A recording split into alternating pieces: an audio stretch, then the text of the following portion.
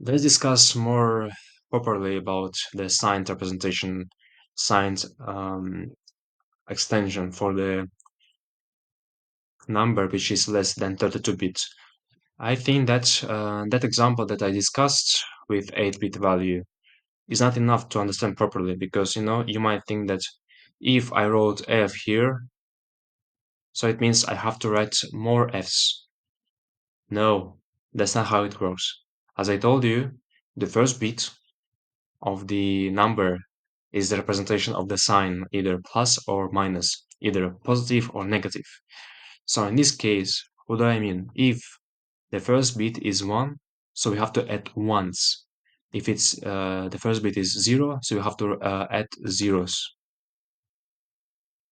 So let's take another example with other values, with other digits.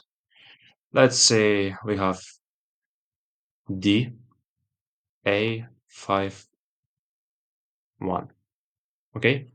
So, you know, it's kind of hard to remember all these numbers in the hexadecimal version, so let's write them.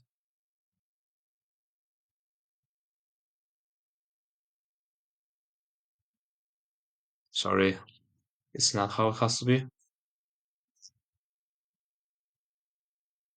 So it's A, B, C, D, E, F. Okay? So let's convert to the binary representation. It's gonna be 1, 1, 0, 1, 1, 0, 1, 0, 0, 1, 0, 1, and 0, 0, 0, 1. So, as I told you, we have to take a look at the first bit. So it's 1. So what do we do? If it's signed instruction, we have to extend by ones. How many times? 16 times. Why? Because we have 16-bit value. And how many bits are left to fill it up to 32-bit format? 16 ones.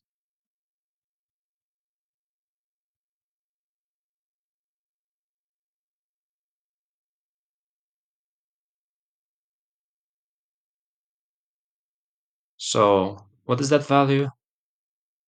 It's gonna be 0x f f f f d a 5 1. So don't think that if I wrote the first number as f, so I have to add f's. No, that's not how it works. So you have to take a look at the first bit first of all.